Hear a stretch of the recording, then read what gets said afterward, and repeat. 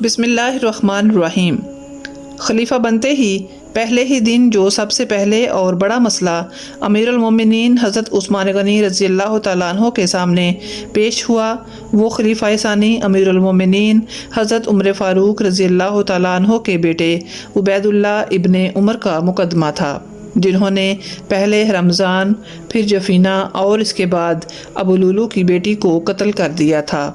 دراصل یہ تحریک قتل کا مقدمہ تھا، جو کہ مسلمانوں کے لیے بڑی سخت آزمائش تھا۔ ان تینوں کے قتل کا واقعہ کچھ یوں ہے کہ جب ابو لولو ملعون نے حضرت عمر فاروق رضی اللہ تعالیٰ عنہ کو خنجر کے وار کر کے شدید زخمی کر دیا اور پکڑے جانے کے خوف سے خود اپنی جان بھی اسی خنجر سے لے لی، تو حضرت عمر فاروق رضی اللہ تعالیٰ عنہ کو زخمی حالت میں ایک مکان میں منتقل کر دیا گیا، جہاں آپ زخموں کی تاب نہ لاتے ہوئے تیسرے دن اپنے مالک حقیقی سے جا ملے۔ اسی دوران کچھ لوگوں نے بیان کیا کہ کچھ دن پہلے انہوں نے ابو لولو رمضان جو کہ مسلمان تھا اور جفینہ جو کہ عیسائی تھا کو ایک جگہ پر بیٹھے گفتگو کرتے ہوئے دیکھا تھا۔ جب وہ ان کے پاس پہنچے تو سب کھڑے ہو گئے اور خنجر ان کے ہاتھ سے گر گیا۔ یہ وہی خنجر تھا جس سے ابو لولو نے حضرت عمر فاروق رضی اللہ تعالیٰ عنہ پر حملہ کیا تھا۔ جب یہ بات عبید اللہ ابن عمر خطاب رضی اللہ تعالیٰ عنہ نے سنی تو اپنے والد گرامی عمر رضی اللہ تعالیٰ عنہ کے انتقال کے بعد ننگی تلوار لیے ہوئے نکلے اور رمضان تک پہنچ کر اسے قتل کر دیا۔ اس کے بعد وہ جفینہ کے پاس پہنچے اور اسے بھی قتل کر دیا۔ اس کے بعد اس کی پیشانی پر تلوار کی نوک سے صلیب کا نشان بنایا۔ اس کے بعد آپ ابو لولو کے گھر پہنچے اور اس کی بیٹی کو بھی قتل کر ڈالا۔ یہ خبر پورے مدینہ میں آگ کی طرح پھیل گئی۔ حضرت صہیب رضی اللہ تعالیٰ عنہ جو کہ اس وقت نماز پڑھانے پر مأمور تھے، آپ نے فوراً مداخلت کی اور لوگوں کو بھیجا تاکہ عبید اللہ ابن عمر خطاب رضی اللہ تعالیٰ عنہ کو مسلمانوں کے قتل سے روکا جا سکے۔ چنانچہ حضرت سعد بن ابی وقاص رضی اللہ تعالیٰ عنہ وہاں پہنچے اور ان سے تلوار چھین لی اور انہیں قید کر لیا گیا تاکہ انہیں خلیفہ وقت کے سامنے پیش کیا جا سکے، وہی ان کے بارے میں کوئی فیصلہ کریں گے۔ دوسری طرف امیر المومنین عثمان غنی رضی اللہ تعالیٰ عنہ اور صحابہ کرام حضرت علی رضی اللہ تعالیٰ عنہ بیعت کے معاملے میں مصروف تھے۔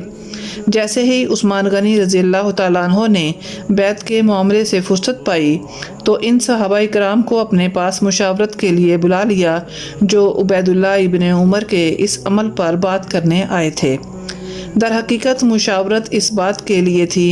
کہ عبید اللہ ابن عمر بن خطاب نے خود ہی انتقام لیا ہے، وہ بھی بلا دلیل۔ انہوں نے ناحق ایک مسلمان اور 2 ذمیوں کا خون بہایا ہے، اور اب یہ قاتلوں کی لائن میں کھڑے ہیں، اور اب ان کے متعلق کیا فیصلہ کیا جائے۔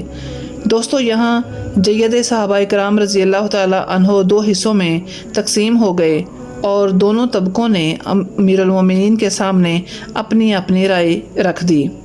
فقہا اور اہل بصیرت نے، جن میں امیر المومنین حضرت علی رضی اللہ تعالیٰ عنہ بھی شامل تھے، انہوں نے حضرت عمر کے بیٹے سے قصاص لینے کا خیال ظاہر کیا، اس لیے کہ انہوں نے کھلے طور پر اللہ کی ٹھہرائی ہوئی حدود سے تجاوز کیا تھا۔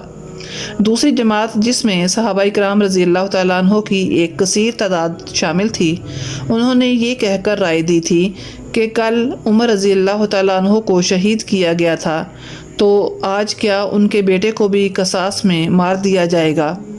یہاں حضرت عمر بن عاص رضی اللہ تعالیٰ عنہ نے عثمان غنی رضی اللہ تعالیٰ عنہ کو رائے دی کہ اللہ نے آپ کو اس قضیہ سے بچا لیا، جو کچھ ہونا تھا ہو چکا، آپ اس میں مداخلت نہ کیجیے، الغرض یہ ایک انتہائی اہم اور حساس نوعیت کا معاملہ تھا جس پر خلیفہ وقت کو فیصلہ کرنا تھا۔ حضرت عثمان غنی رضی اللہ تعالیٰ عنہ نے سب کی رائے لینے کے بعد جو فیصلہ کیا، تاریخ دانوں کا اس پر اتفاق نظر نہیں آتا،